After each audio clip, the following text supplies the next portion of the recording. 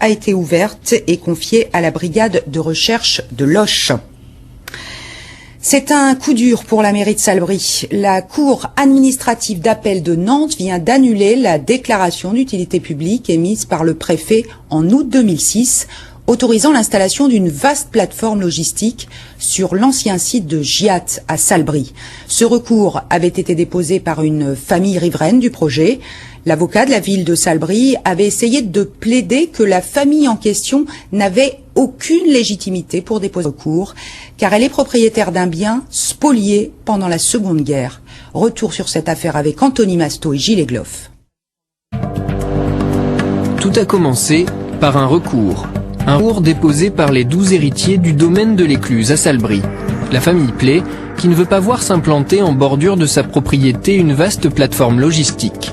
250 000 m² d'entrepôt où seront stockés des milliers de produits de consommation courante. En termes de superficie, c'est la plus grosse usine CVSO2 de toute l'Europe.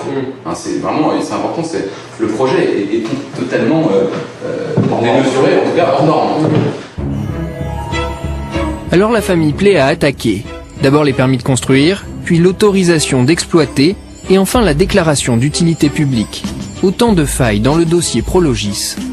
En face, la mairie de Salbris ne veut pas reculer sur ce projet. Elle en a économiquement besoin. C'est l'avocat de la ville, Maître Mialot, qui va trouver une parade en se plongeant dans l'histoire du domaine de l'Écluse. Un domaine qui, juste avant la guerre, a appartenu à un certain Émile Accard, inventeur de la célèbre voiture Amilcar. Il avait acheté en 1936 cette propriété en pressentant avant tout le monde que 200 km de Paris, c'était une petite distance, justement pour l'automobile, et il y recevait des clients pour chasser. Mais Émile Accard ne va pas occuper les lieux très longtemps. Très rapidement, après sa acquisition, il a commencé par vendre quelques petits morceaux, quelques hectares par-ci par-là, dont on a la trace, dès 1936. Et une partie substantielle déjà, de 60 hectares en 1938, et en 1938, il met l'ensemble de la propriété qu'il avait acquise seulement 2 années auparavant, il la met en vente dans les agences immobilières de la région. Pour les descendants d'Émile Accard, l'histoire n'est pas tout à fait la même. Cet homme, Émile Accard, a-t-il mis cette propriété en vente ? Jamais. Jamais, et il n'en avait aucun besoin.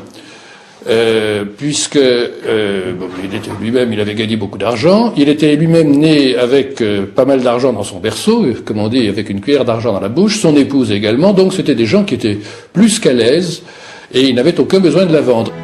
Si ce n'est peut-être l'arrivée de la guerre, car Émile Accard est juif. Il décide de rejoindre Marseille en zone libre avec sa femme. Il y mourra quelques mois plus tard. C'est à cette époque qu'est engagée la vente de sa propriété. Mais alors par qui ?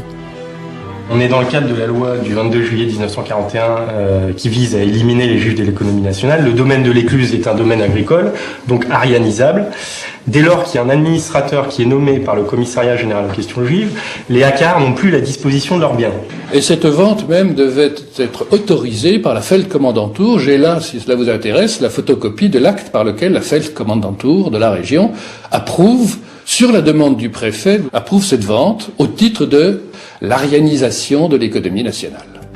Et la vente est organisée de façon tout à fait officielle devant notaire. Fernand Play devient propriétaire du domaine de l'Écluse avec un Z, comme le veut l'orthographe allemande. Une somme d'1 200 000 francs qui est versée par Fernand Play et donnée au notaire. Au notaire, nous en avons la preuve, c'est dans l'acte de vente. On ne sait pas ce qu'est devenu cet argent après finalement. Nous ne savons pas ce qu'est devenu cet argent après. Émile Accard n'a rien reçu, d'ailleurs il était mort. Il était mort, son fils est mort.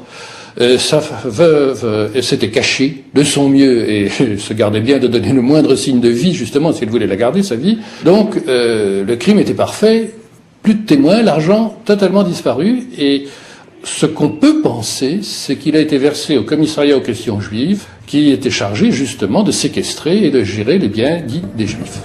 La famille Accard n'a pour le moment engagé aucun recours devant les tribunaux, mais envisage de le faire pour que justice soit dite. Si la spoliation était reconnue, la famille Play n'aurait alors plus le droit d'agir contre la ville de Salbris. Ses recours contre le projet Prologis deviendraient alors caducs. Les responsables des instituts universitaires de technologie ont manifesté à Paris cet après-midi contre les conséquences de la réforme des